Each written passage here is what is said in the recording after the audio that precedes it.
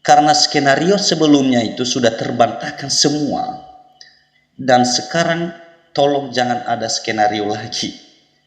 Ya, Pak Sambo, Ibu Putri, tolong jangan ciptakan skenario baru lagi. Setelah dibuka skenario yang lama ini tidak berhasil, tolong jangan ada skenario baru lagi. Salam teman-teman.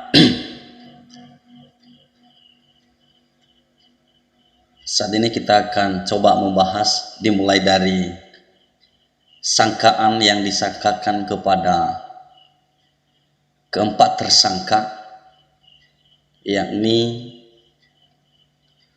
Baradae, RR, KM, dan Irjen Verdi Sambo.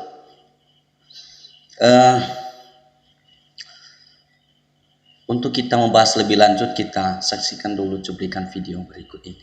Seluruh tim yang bekerja, karena mungkin melihat ancaman hukuman pasal 338 Junto 5556 KUHP cukup tinggi, karena yang bersangkutan tidak merasa punya kepentingan sendiri. Oleh karena itu, Baradae ini membuat pengakuan yang disampaikan kepada penyidik setelah dilakukan pemeriksaan secara maraton, dan itu terjadi kepada tersangka-tersangka lainnya sampai bisa mengungkap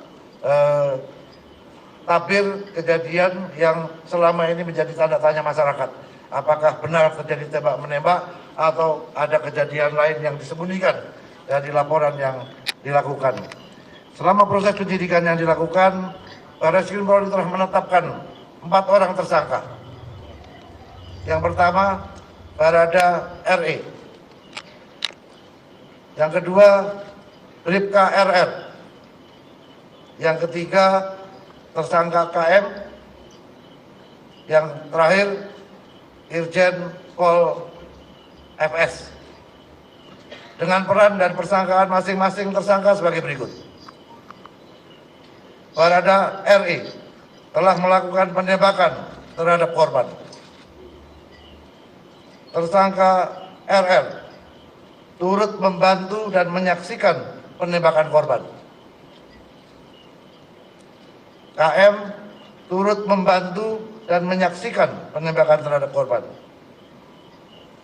Irjen Pol FS menyuruh melakukan dan menskenario peristiwa seolah-olah terjadi peristiwa tembak-menembak di rumah dinas Irjen Pol Verdi Sambo di Komplek Polri Duren 3.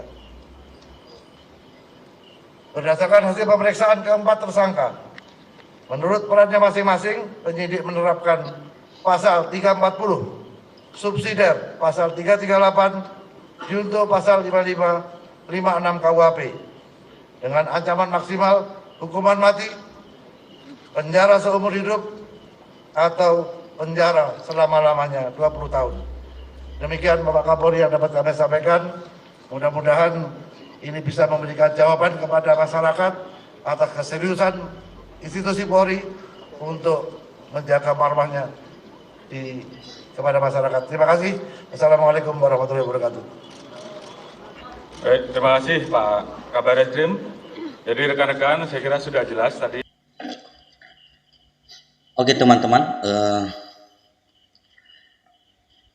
pasal-pasal yang disangkakan kepada keempat tersangka ini, kita dengar sendiri apa yang disampaikan oleh Polri, bahwa pasal yang disangkakan adalah pasal 340.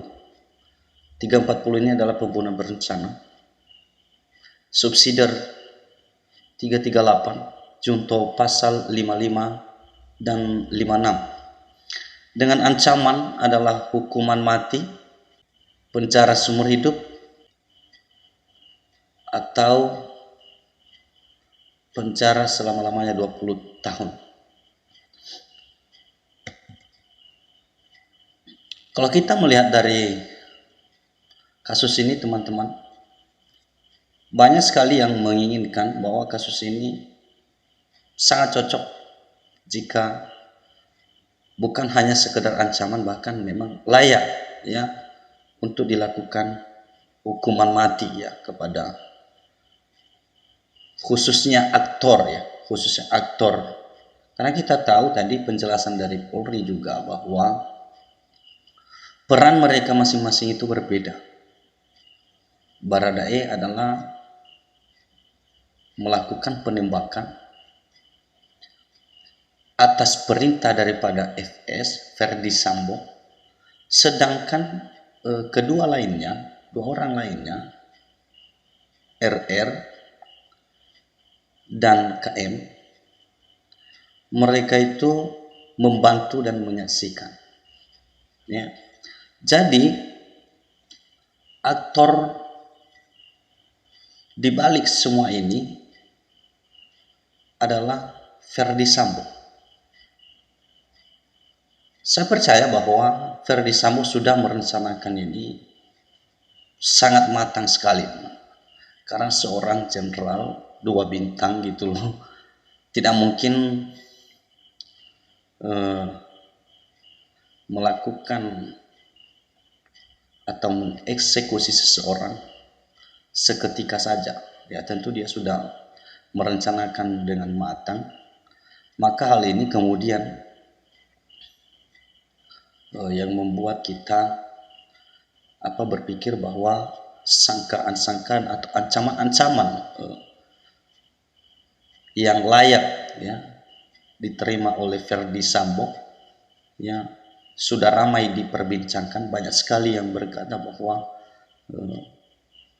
cocok ya jika ancaman hukuman mati diterapkan kepada Ferdi Sambo. Cuma pertanyaannya, apakah kemudian hakim berani untuk memberikan putusan nanti kepada Ferdi Sambo? Itu tanda tanya. Ya, jadi nanti kita lihat saja di pengadilan. Ya. Baik, teman-teman sekalian, mungkin kalau teman-teman punya asumsi, silakan berikan komentar menurut teman-teman hukuman apa yang cocok bagi Ferdi Sambo dan ajudannya. Teman-teman sekalian, yang sangat lucu dalam kasus ini, hari ini saya melihat berbagai alasan yang disampaikan oleh penegak hukum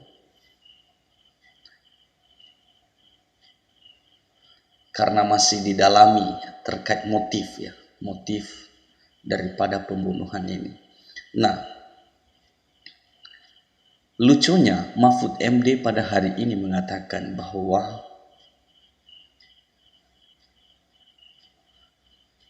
motif pembunuhan ini sangat sensitif dan hanya bisa didengar oleh orang dewasa. Hanya boleh didengar oleh orang dewasa. Waduh, masa seperti film plus 18 gitu loh.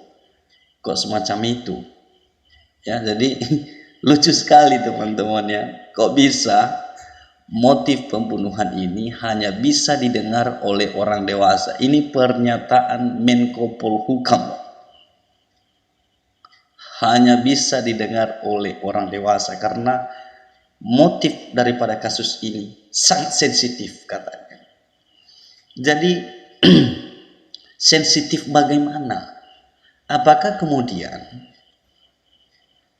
motif daripada pembunuhan ini urusan asmara? Karena yang menjadi pertanyaan loh teman-teman, pasca kehadiran pertama sekali Ibu Putri ketika dia mau menjenguk suaminya di Makobrimob, pernyataan disampaikan Ibu Putri pada saat itu yang pertama, saya tulus mencintai suami saya. Itu salah satu pernyataan daripada Ibu Putri. Apakah ini ada urusan asmara, ada hubungan cinta gitu loh. Ya, jadi waktu diperiksa di Bareskrim Polri, Ferdi Sambo juga ketika dia menyampaikan bela sungkawa kepada keluarga almarhum Brigadir C, Verdi Sambo juga menyampaikan selain apa yang disampaikan bela sungkawa dan minta maaf kepada Polri, dia juga berkata terlepas dari apa yang dilakukan oleh Joshua kepada istri dan keluarganya, katanya begitu. Jadi apakah ini ada urusan asmara lagi? Apakah motif ini kemudian ini dijadikan skenario baru? Saya anggap ini skenario baru karena tidak masuk akal jika hanya sekedar ada dugaan-dugaan hubungan asmara lalu kemudian terjadi pembunuhan. Itu tidak mungkin. Sangat-sangat tidak masuk akal. Jadi harapan kita tentu saja bahwa jangan ada lagi skenario untuk menutupi motif yang sebenarnya. Padahal motifnya begini, tapi karena ada skenario untuk mengingat orang yang melakukannya adalah seorang jenderal 2 bintang, ya kemudian ada skenario lagi, oh ini loh. Nah, padahal bukan itu yang sebenarnya. Kalau bukan masalah besar, tidak mungkin seorang jenderal 2 bintang menginginkan nyawa seseorang itu hilang. Itu sangat tidak masuk akal jika kemudian motifnya itu hanya sekedar dugaan-dugaan asmara gitu. Jadi kita berharap kepada Pak Mahfud MD dan tim SUS dan seluruh penegak hukum yang saat ini sedang melakukan pengusutan kasus ini, Kompolnas, Komnas HAM, dan sebagainya, penyidik, kita berharap bahwa kasus ini jangan ditutupi. Tolong dibuka seterang-terangnya. Walaupun dia itu jenderal 2 bintang, 5 bintang, 10 bintang, demi marwah kepolisian, tolong dibuka. Karena skenario sebelumnya itu sudah terbantahkan semua, dan sekarang tolong jangan ada skenario lagi. Ya, Pak Sambo, Ibu Putri, tolong jangan ciptakan skenario baru lagi. Setelah dibuka skenario yang lama ini tidak berhasil, tolong jangan ada skenario baru lagi. Intinya kita berharap kepada penyidik dan tim SUS buka seterang-terangnya, supaya kita tidak memiliki berbagai persepsi, asumsi dan sebagainya terkait motif pembunuhan ini. Ya, supaya jelas, dan biarlah kita kembali mempercayai penegak hukum.